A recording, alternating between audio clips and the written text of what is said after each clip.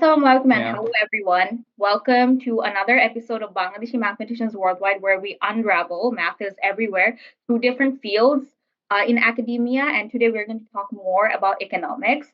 And I'm really honored to feature a close friend of mine, Ridan Mehran Mahbub, who is a Karen McKellin International Leader of Tomorrow Scholar at University of British Columbia, pursuing a Bachelor of International Economics degree. We're going to learn more about economics, how economics is related with math, and also our theme, Reforming Bangladesh. So, welcome, Ridan, to this show. How are you doing? Thank you so much, Maisha, for this beautiful introduction. Hello and assalamu alaikum, everyone. I think Maisha introduced me really well. So, yes, I am Ridan. I'm a student of Bachelor of International Economics at UBC. And yeah, I'm doing well. I'm really excited for this podcast. I was actually looking forward to this for the last couple of days, ever since you invited me to be a guest. And I think we have like a lot of cool questions lined up. So I'm like excited to have this conversation with you.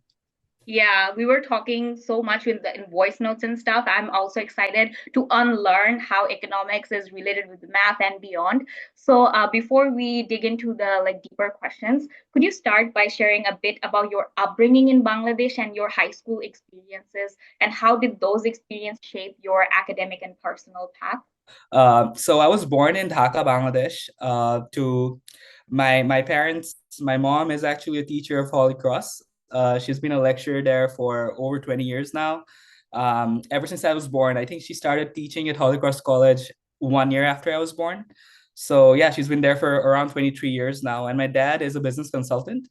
So, and I have two brothers, like one elder brother who's 4 years older than me, and my younger brother is 6 years younger than me. And we all went to Delhi Public School, DPS. And my upbringing in Dhaka was it was very family orientated. I think growing up there was a lot of multicultural things that I've experienced because my mom was a part of a missionary college, so I used to go to her college a lot. My dad was really eager to he was really into politics, he was really economic, so we used to have a lot of conversations about politics, the global geopolitics at home. We used to watch a lot of news on TV, and like even now to this date I have this habit of like reading newspapers before I go to sleep or after I wake up, and that's a credit to my dad. So I think like these things were instilled to me since like childhood. School was great. I was in DPS for 12 years. So I was there since the beginning of the school. So I went to that school, and my since I have like two brothers, so we're three brothers together. So we're like a lot of people in my like, like five of us. So yeah, we're very tight, and yeah, like that's basically my childhood growing up until like 2022 when I moved to Vancouver. So let's get back to your KMILOT scholarship, which is a huge accomplishment. And I still remember my experience of getting the email notification. So I know how enthralling experience it is. So can you share about your KMILOT journey, getting the email notification, working for the scholarship application, everything? Yeah. I still get like goosebumps when I'm thinking about this scholarship. Because so this is a pretty long process. So I actually took a gap year before applying for ILOT because I graduated in 2021. And then I had a lot of other initiatives. I think we're going to be talking about Project Purple today. And there was like some other initiatives I had back in school. So I wanted to work on that after graduating. So I took a gap year. I was still confused. I was scared of leaving home as well. Like I didn't know what to do. Do I want to live or go abroad? But I still shot my chances for ILOT because I got to know about the scholarship. To be honest, I didn't really like Canada. I don't know if I still like it, but I thought like I've always thought about UBC as a really great university. And when I saw the scholarship, I was like, you know what, might as well just apply. Thank you to my career counselors. Shout out to Tahmina ma'am. She was really helpful throughout the whole process. I reached out to her and I gave an interview for the scholarship because there was a lot of people nominating, like wanting to be nominated from our school. So there were around like 5, 6 students. So they did like an interview for that whole process, which isn't required for ILOT, but I had to go through it because there were so many people. So I gave the interview and then I finished the application on the deadline actually. So I wasn't too like sure if I'm gonna get the scholarship. And when I applied, literally my mom was like, you wasted an opportunity for someone else. Someone else would have gotten this opportunity. They would have maybe had a shot of going to school, because if you're not serious about this, then why did you apply? And I don't know, like honestly, Alhamdulillah, like I honestly don't know how it went through, but yeah, like on 12th April, I remember this date really well because it was my parents' anniversary. So, and it was also Ramadan. So it was like right before Sehri, I think like around 2 a.m. So I usually don't sleep before Sehri, at least I didn't back there, back in Dhaka. So I remember opening my email. I saw like this email from UBC. So I was like, you know what? Okay, maybe. And it said that I got like some awards. So I opened my laptop because I got excited. What is this? Opened my laptop. I logged in and I see that I get the scholarship. And I was like, no way is this real. I just read through the first two lines. So excited. I ran. My parents were already asleep. I was banging on the door. I woke them up. I told them I got the scholarship. Then I woke my brother up. He was really pissed because it was like 2 a.m. or something, and he had work the next day. But then it was like, no way, you got the scholarship. When he heard it, we were all like really happy. We went out for Sehri later, and yeah, that was probably one of the best experiences of my life. And what made it even more special is like that being on my parents' anniversary. I think like we still talk about it. Even during the like the welcome dinner that day, I was sending pictures to my parents and I was telling them how it's been like 3 years since I got the scholarship, and they were like, yeah, we will never forget this day because it was our 27th anniversary. So yeah, it was very special. That is such a heartwarming story. And yeah, so like back to economics. So you study BIE, and what sparked your passion for economics? Because like in general, how how our typical Bangladeshi society is. People really think that only students who pursue STEM are the smartest ones. So was there any particular experience, event, or a book that you read that drew you into that subject? Yeah, so there's actually a number of things I think that basically sparked my passion for economics. Firstly, obviously, since I was growing up, I talked about my dad who was really into politics and the economy as a whole. So growing up, I used to read a lot of newspapers, and I think like econ is that one subject that actually you can relate it with like the global news and geopolitics. Like it goes hand in hand, and I think it allows you to understand the world a lot better. So growing up, since I had this interest already, I could see that econ is that one subject. When I was in school, I realized that econ is that one subject which actually aligns with that. And moreover, I think like my so when I was in school, I had this teacher called Nias sir back in grade 9, and he was the best teacher I've had. He was really good, and he was an economics teacher, so he went through all the concepts of economics, and I think like when I learned from him, I realized that I have a lot of interest for it as well. So over time, I realized that what, I want to pursue a degree in economics because that's the one thing I align myself with the most. I also had like science subjects in O levels. I think there was another question about like STEM subjects, right? And why I went to econ field. Yes, yes. Yeah. Most people take STEM, Bangladeshi students. Yeah. Right. I think like so for me it wasn't I didn't feel that pressure from my parents, thankfully. You know how there's this pressure from Bengali parents to go for STEM subjects. I didn't have that, so I had the liberty of choosing what I wanted to do. And since I had econ as a subject, I really liked it. I wanted to pursue it. I was good at it. I did good in my O levels and A levels. So I was like, you know what, this is the best subject, and like I think I'm good at it. And I was good at maths as well. I obviously wouldn't want to do maths as a major like you, so I couldn't do that. So I was like, you know what? Okay, I can use it as a complementary thing for my major in economics. So that's why I chose it.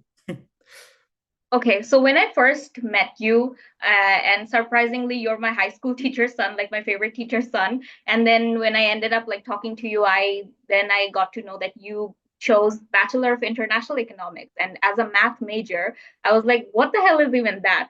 Because like for me, like when I was applying to UBC, I just chose the top two was like science and applied science, like as you said, like typical Holy Cross science elitist. So I was really confused about the program, and you told me it works as a separate school. So there's also like an economics degree or economics major. Even in math faculty, we have this double major program called Bachelor of Science in Math and Econ. So why didn't you just choose econ? Don't you think you would have like more liberty in case of choosing a minor or an extra major with alongside economics? But why did you choose BIE, and how is BIE different than economics, or why students should consider BIE? Mm. No, like I was actually very confused about like BIE as its own, because I think it's a very niche subject. And I think UBC is actually the only university which offers like international economics as a separate degree. And so when I was applying for UBC, I wasn't even sure if I'm gonna do BIE. To be honest, I was gonna apply to like econ, like arts econ, basically, because I was applying to arts econ for other universities as well. But then I saw like this exists in UBC, International Economics, and I did some research on BIE, and I was actually very impressed. Like it was a really great program that UBC was offering. It was like a 4-year cohort-based program, like 50 domestic students, 50 international students. It was highly selective, and they had a good career center and a good placement. Like a lot of the alumni went to like big firms all over the world. So it looked like and it had partnership with Sauder School of Business as well, and was offering courses by like Sauder and econ. So it felt like an integrated double major of business and econ into one degree. And the way UBC sells BIE, by the way, I don't know if I agree with that, but UBC sells it so well. Like it's when I saw it on the website, I was like, oh my God, this is great. So yeah, I chose BIE and I don't have any regrets. I think you were talking about flexibility. Yes, it is a problem because for BIE, we have standard timetable courses. So we have to choose the courses, like fixed courses in BIE, but I don't regret it because I've met like some of my closest friends in BIE program, and we have been taking the same courses over the last 3 years. And that's a really good thing. You get to see the same people, which is not the same for most faculties. You get to see one person, you make a good friend one semester, and next semester you don't know them. But it's not the case with BIE. And it's also a really well-planned program. Like we have courses set for every term. So yeah, it doesn't give you that flexibility and freedom, but I think in university you have freedom in other cases. So I like the fact that I have that like, that fixed timetable, and I know what to do, how will I graduate, what courses I have to do. And I feel like since it's a small program of only like 80 to 90 students every year. So I feel like we're supported by the Vancouver School of Economics a lot. So yeah, it's been a good experience so far. Okay, so beyond academics, one thing that is really personal and important for me is the Bangladeshi identity as an international student. And you express your Bangladeshi identity through composing and music, and you even perform Bangla songs here. So what I see here mostly, like many students who are studying abroad often lose touch with their roots, but you've integrated yours into your journey. And how do you see the role of cultural expression in shaping both identity and your community? That's a really beautiful question and a very deep one. So again, I was born and raised in Bangladesh. I moved here in 2022. And before that, I hadn't really imagined my life outside of Bangladesh. Maybe, yeah, more or less like sometimes when we were thinking about universities, but just being here on its own, I think like it's like two sides of the coin. When you're like, back in Bangladesh, you're always like, okay, you got to leave the country. Like that's the dream of most students. Like, you want to leave the country. But when I came, and it was all like, I didn't necessarily want to leave the country, but of course, I was very grateful of the opportunity of coming here. But when I came here, I realized that, like Bangladesh is such an important part of me and such an integral part of me. Like, even if I try to remove it, I will never be able to do that. And I'm actually very proud of Bangladesh, like as a Bengali. I think like, our culture is so rich. We have like such incredible names. And also I wanted to like shed light on this. I went to ChinaNot, like this program called Shekor in ChinaNot. Uh, I'm sure you know of ChinaNot, but a lot of people might not know it. It's like the biggest cultural institution in Bangladesh. It's massive. And in ChinaNot, so I was doing this program, and there was this line, and I love this line. It's called Bisho Manob Hobi Jodi Shashoto Bangali Ho. It means like if you want to be a global citizen, be a Bangladeshi first. And I think it's right for every citizens of every country. It's so important to be like in touch with your roots. And I'm grateful to my parents because I think they've always like tried to ensure that I have those roots within me. And I think I've gotten more and more proud over the time as I've been here as a Bengali. And I think of course our country has a lot of problems. Our country isn't the best. Honestly, which country is perfect? Like no country is. And I think, but we need to be like proud of like the country we're from. And I think like the problem is when we're here, a lot of the people when they move to like North America or Europe or Australia, they're always like, you know what, they want to forget their roots and they want to be like, as soon as they can be like a Canadian citizen or an American citizen, they're like, you know what, like, yeah, I don't want to be associated with Bangladesh whatsoever. You're speaking in English, you're like, you're carrying that blue passport going everywhere. But I think like no matter how much you try, you can't change the color of your skin, and you can't ever change like being a Bengali. So I think rather just embrace your roots. And for me, sorry, I have to like talk about that because I think like that's something I really like resonate with. And also about like the music thing. Yes, I have been pursuing music like ever since I was young. My mom used to sing as a hobby, and she introduced me to music when I was like 5 or 6 years old, and I learned to play the guitar. And then I like started composing my own songs from grade 8, 9. And I think like all of my songs mostly are in Bangla because again, like I think I'm very proud of this language. And honestly, like Bangla songs are so great. Like I'm sure like all the Bengali viewers will relate with that. But like Bengali songs just hit different. And I think like I've always thought of it that way. So I think like I always wanted to like pursue music. Like I think I can relate myself, like also just express myself the best when I'm writing in Bangla, like my emotions, my deepest emotions. So yeah, that's why I've been composing songs in Bangla. And moving here, I think like even more that's been there. So I've been trying to carry that with me as well, like this identity. And even now when my like um international friends, they're asking me like, explain the lyrics of your songs, like what does this mean? I'm very proud of it. I'm like, you know what, yes, I want to explain this to you. I want to, but hear this in it Bangla first, because that's how I want it to be. And I think if Punjabi music can be this big, if Diljit Dosanjh can do like a sold out show at BC Place, why can't Bengali musicians represent Bangladesh worldwide? Of course, I'm not that big and I don't have aims of like, pursuing that, but I feel like this should be our mentality going forward. And I think like we need to be ambassadors for our culture, for our country. And if we're not proud of our country, then no one else will be. So we need to be the first to like, represent this worldwide. And then maybe like people will start acknowledging it even more. Wow, I got so emotional by listening to your answer. Like it was so heartfelt. And I've told you this before, I'll tell you this once again. I think you're someone who observes small things, the way you talk, the way you carry yourself. And you've done a lot of volunteering stuffs, which you've told me. And that connects to your Project Purple initiative. How did Project Purple start in Bangladeshi community? And what inspired that leap from personal involvement to structured leadership? Yeah, Project Purple is actually a very personal project for me. I started it back in school, back during like right before COVID, we started it. And this happened because mental health was a big deal, but people weren't really talking about mental health. And there was like this case of like one of our juniors um like went through some things back in school. I don't want to talk about it, but that was like very personal for all of us. Like it really affected us. And I think at that time all of us like our batch, we wanted to do something together. So me and some of my friends, we got together and we were like, you know what, we need to address mental health and we need to do something, because we saw that a lot of big organizations weren't doing it. And that's how we started Project Purple. And like I think our timeline really aligned with COVID, because a couple of months after we started Project Purple, like 4 or 5 months, uh, the corona pandemic hit. And after that, like mental health was a big deal. Like everyone was talking about mental health all of a sudden. Everyone was talking about depression. I'm sure you remember, like right before 2020, people weren't really talking about mental health. But somehow, like when COVID hit, I think it was a blessing in disguise. People started acknowledging that depression does exist.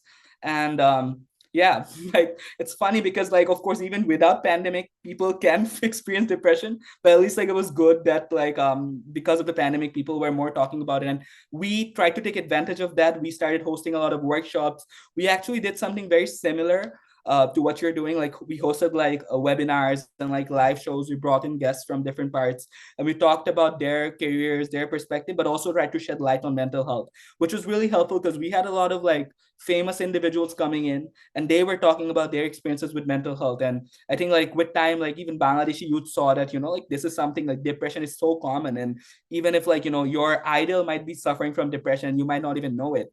And I think as a Bangladeshi, like we're very aware that like, people are very like they're always pointing fingers, but they don't really know what they're actually going through. We're just seeing the surface level and we're like, oh, this person did so well in this exam. But we don't really see the hardship that they had to go through for doing well in that. So I think we tried to shed light on that. We raised a lot of awareness on social media, and we were mostly like an online based initiative. So we were raising a lot of like we were doing a lot of awareness campaigns on Instagram and Facebook. We had a website as well, and especially during the COVID pandemic, we reached out to a lot of people. We had a lot of reach, and yeah, we were recognized with a lot of like nominations for the Marvel Be You Tomorrow Award and like a lot of other things. And I think like we were really it was a great opportunity to be able to work with mental health. I think that's something I really feel passionately about even now, and it's something that I've experienced so deeply, like personally, and I'm sure like we all have in certain instances in certain parts of our life.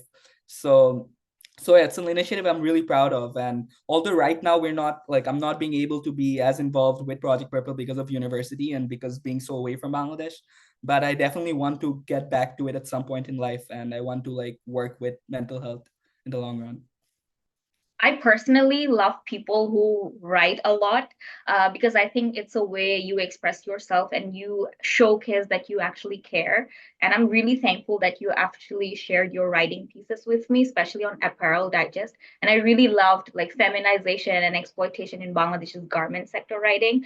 For me, like as a Bangladeshi woman, I've always faced gender disparity, especially in STEM. Like I was always having these like moments where people would point out to me even though I will be the best student in math, like the guys would be like, no, females are not really good at math. And I don't expect any Bangladeshi guy to realize gender disparity, but you did. So that was like really meaningful to me. So I really want to talk about like reforming Bangladesh now. So from your lens as an economist, and we both know like Bangladesh is still going through a major reformation after the successful student protest.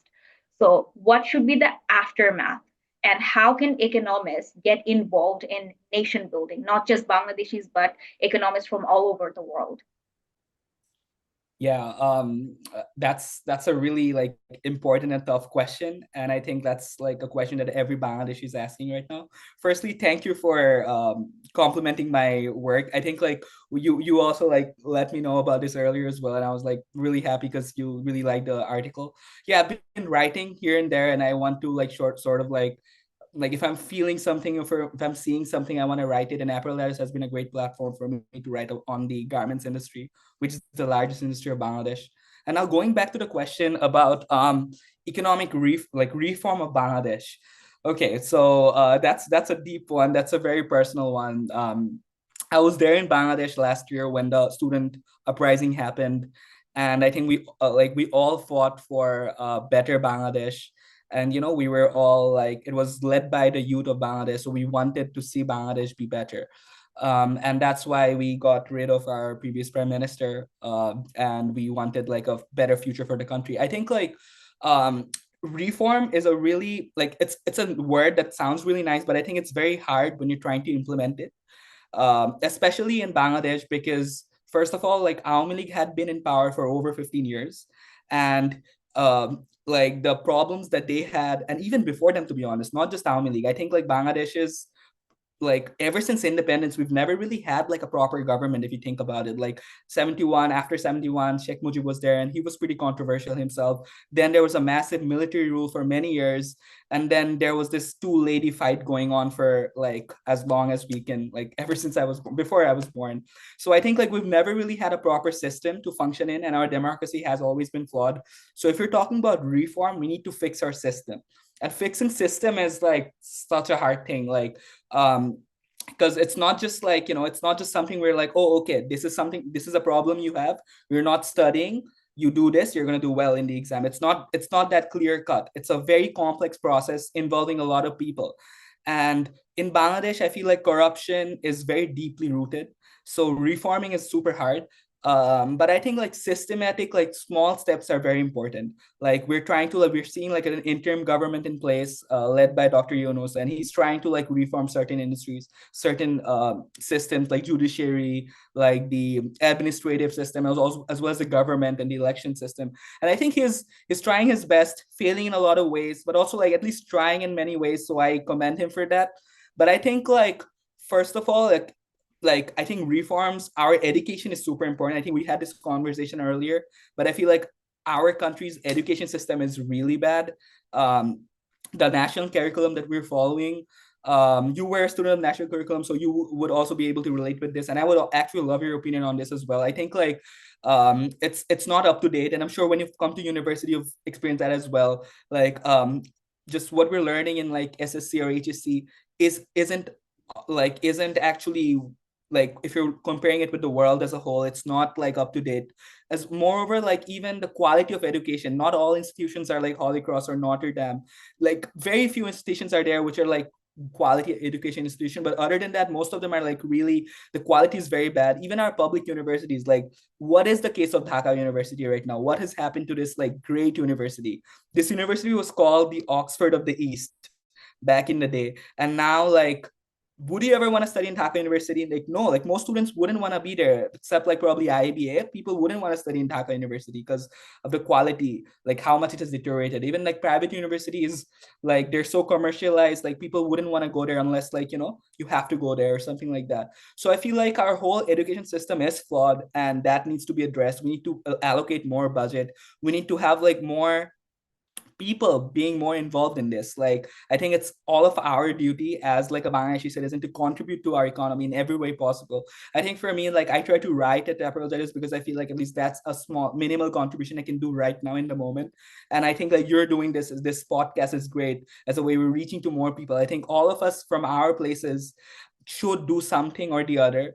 I know it's very hard right now. Like, I don't even know if I'm going to go back to Bangladesh in the long run. I'm not sure about it. But of course, I always want to keep that in mind that as a Bangladeshi, it's my duty to contribute to my country. Like, in some ways, even if I'm not going back, if I'm working here, I need to like do something or the other so that at least someone says, like, okay, he's a Bangladeshi and this Bangladesh is a good country, like, because you're relating to that. So I think like reforms, systematic reforms, very hard, but individual reforms are a lot easier. We need to reform ourselves first. I think like Bangladesh, as Bangladeshis, we're going abroad and we're like, sorry, this is a very vast question, so I have like a bunch of thoughts and I'm trying to sort of like get it all together. But I think like there's like a lot of things that's happening in Bangladesh right now politically. It's a very uncertain period, elections in February, and we don't really know where it's headed. There's a rising concern for like Islamist governments, and we're also like, very scared about that. We don't really know if we want like BNP back in power as well. Because like it's we don't know, like we want to. I think like I'm speaking for a lot of young people because I was there last year as well, and we were fighting for a new Bangladesh, and we don't want this country to go back like 40 years again.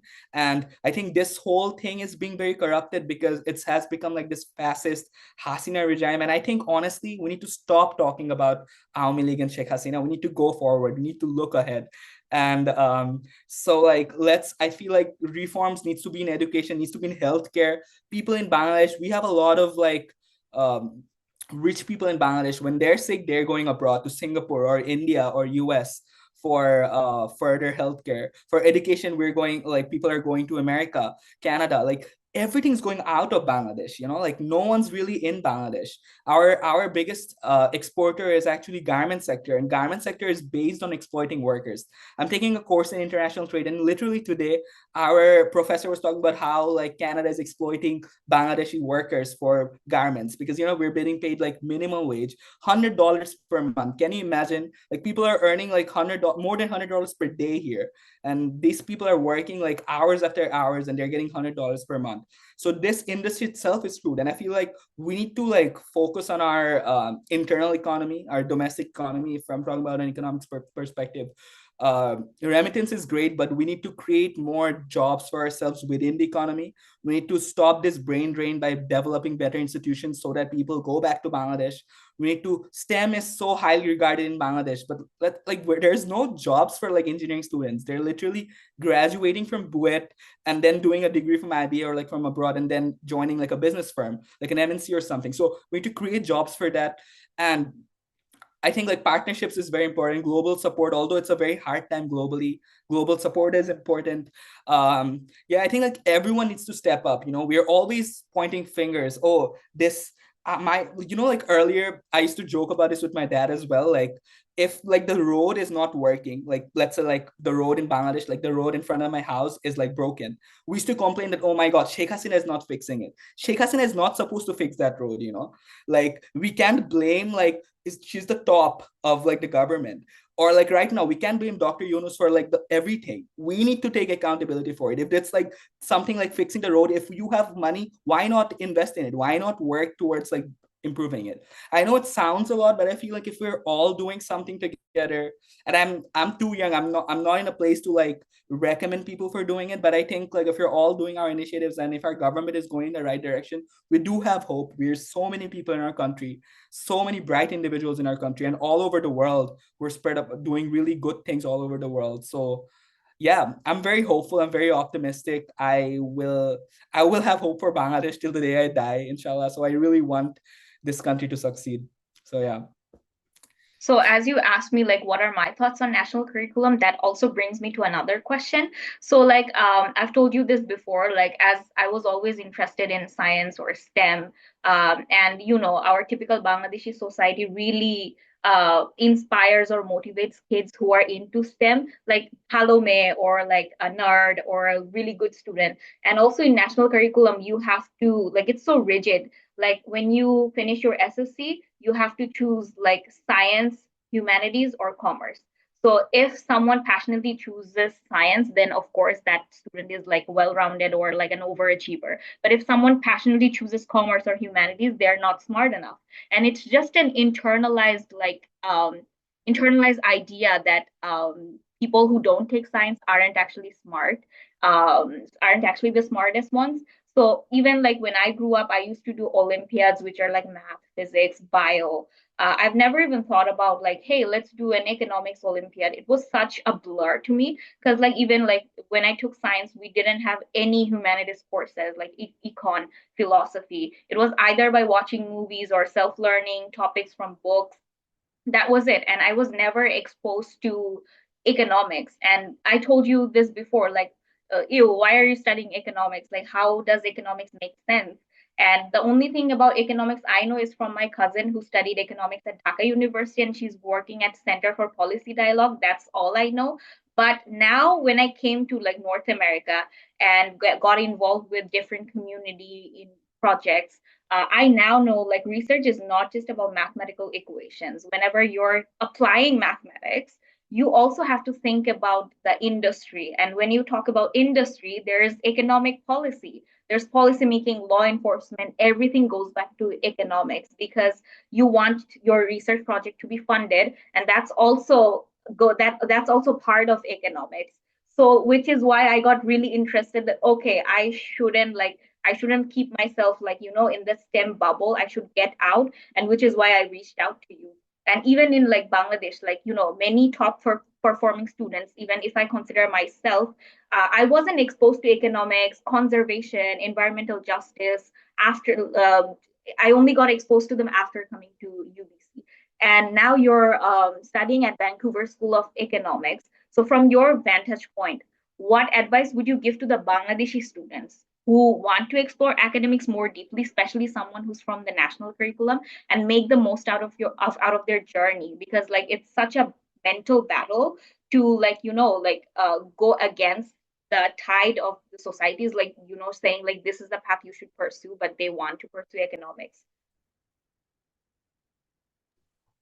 No, I think like I also have like a lot of thoughts about this because obviously I think I've always criticized the way our society looks or about like many different things. I think our society is very judgmental, and we are not, what we do as people are like, we're not going deep into the thing, but we're just like looking at surface level. And I think that also comes to education. They're not really, when we're talking about studying engineering, science, or like STEM subjects, people aren't even like, but I'm sure like most people don't even know if their jobs exist in the market. They're just thinking, okay, this would sound nice. My son, my daughter is studying like chemistry, physics. Wow, that sounds so nice. Because maybe my neighbor will say, oh wow, your son is studying science. That's so great. Oh, he's studying commerce. Like he's probably not that smart. Like you need to go beyond like thinking about what your neighbor will say or what your friend will say, and think about your future and your interest and your passion. I think like you're not like, first of all, like I think education needs to be something that comes from your own interest and passion. It can't be just for your career or for what others will say about you, or like how it looks like in your CV. Like it can be because of that. Like I think like in Bangladesh, like most of the time we're just studying, or not in just in Bangladesh, to be honest, all over the world. Like we're just studying because we want the degree and we want the name, and that's it. But we need to go beyond it. Like why are you actually learning it? Do you have actual interest in it? And like can you do something about after learning this? And I think like, so this is a deeply rooted problem in our society, and I feel like it's very important to go beyond this, because first of all, like Bang, like it's funny to me that like STEM subjects in Bangladesh, like we don't really have jobs for STEM subjects as a whole. But even then, we're like pushing STEM subjects. Like okay, my son, my daughter is learning like engineering or science. Then what? They just go abroad and they're like working there and not doing anything to Bangladesh. I feel like we need to think forward, look forward. Um, Moreover, like of course we need to be more open to subjects. I feel like if you're good at something, this is something my dad used to say, but if you're like used to say like তুমি যদি একটা রিক্সাওয়ালা হও, try to be their best rickshaw. And that's just an example, but I feel like that's really important. What that means is like if you're a rickshaw puller, try to be the best one. And I think like that's the thing. Like this world is so massive and there's so many opportunities. Literally, like you can find a career in doing the most niche thing ever and do really good at it. Like people say like, oh, what you're gonna do being like an anthropologist, for instance, but there's so many anthropologists in the world earning so much. So that's important for us to like look beyond it. First of all, I think like, of course we gotta think about this, that there are a lot of subjects beyond what we're seeing at school or university all over the world, and we need to be exposed to that as well. And again, like this also goes hand in hand with the educational curriculum change in Bangladesh too, which is a must reform, I believe, for the country, so that people are more aware of this.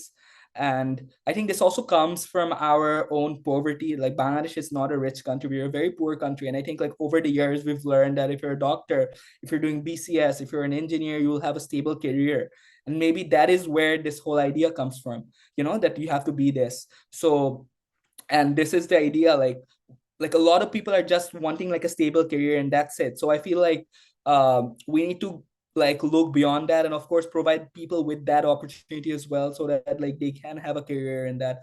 But personally, I think like economics is a great degree, and especially right now in Bangladesh, it's so important. Our country is literally being led by an economist right now. And I think like since we're at such a critical economic time, not just in Bangladesh but all over the world, which you can see like US tariffs, trade war, Europe's like not in the best state, like the whole world is in an economic mess.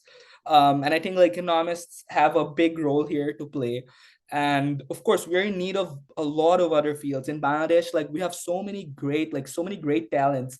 I'm grateful that my parents allowed me to pursue like music, but I know so many of my friends and people who weren't allowed to pursue music because they were like, what are you going to do with this? What are you going to do with this career? You can't do this. So they were like literally shut off. And so আমি ওখান থেকে start. Yeah. Okay. Yeah, like so in Bangladesh, we've seen that, people who are interested in music, a lot of people aren't even being able to pursue it because of how our society sees it, right?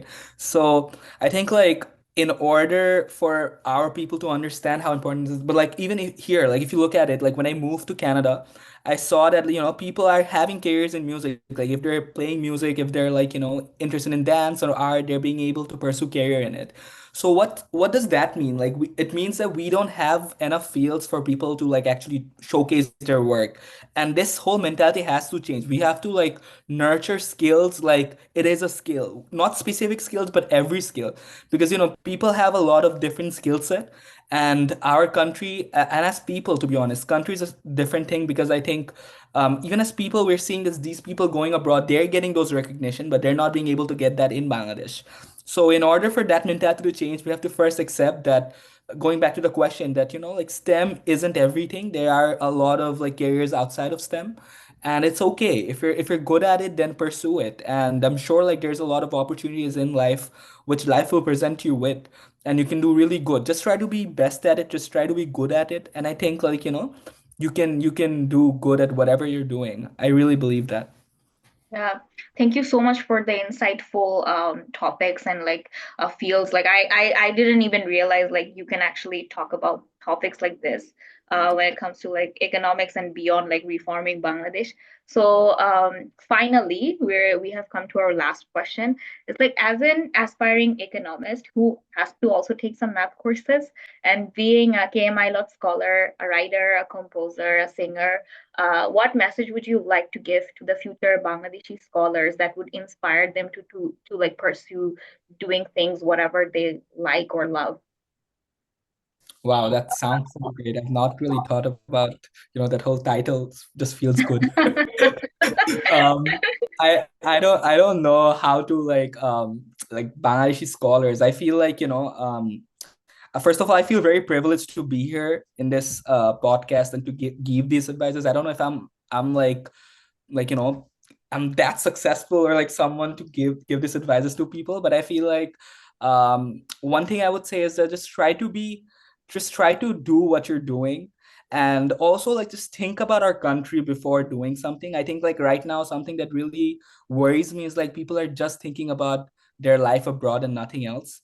So one advice is, of course, life abroad is important right now given our situation in the country. And of course, if you're pursuing a lot of careers, there's not a lot of opportunities in Bangladesh. But just try to keep our country in mind, because that's something that's always going to stay with you no matter what. You're always going to be a Bangladeshi. You're always going to have that brown skin no matter how much you try to get rid of it. So it's important to remember that. And yeah, another thing is like that's something I struggled with, is like transitioning to university. And I feel like a lot of the students here would probably be, people who are like last year of college or like first year of university, or like right during that sweet spot. So I think like what you imagine Canada, America, or Europe or Australia to be, it's not really how it is. It's not like, oh, when we're seeing online, when we're seeing these videos, you just seem like, oh my God, life is so great there. We're like partying all day, you're having so much fun. That's not the life here. Or most of the time you're like struggling, you're crying about making food, or like, you're barely having time to meet your friends and all that. It's so busy. So try to have like a realistic approach to life. And like moving here won't solve all of your problems. Moving here isn't the end goal. And if you can't move abroad, that's also fine. Life goes on, life moves on. You can do well. There's a lot of people who haven't done their undergrads or masters abroad but have been really successful people. So never forget that. I feel like where you are is really important. And if you're planning to make that move, just think twice. It's a big move. The world is very uncertain right now. So if you're planning to come to America, if you're planning to go to Europe or wherever you're planning to go, just think about the realistic life there. That's very important, because it might not be how people portray it to be. It might not be how those career counseling agencies are promoting it to be, because of course they would want you to go.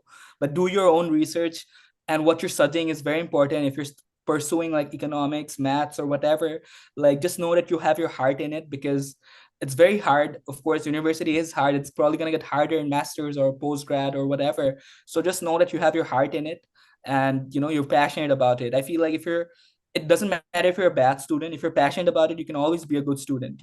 Being a good student isn't that hard, but it's very important to have that interest in that field. I think that is what will make a big impact in the long run. So yeah, that's gonna be what I want to say.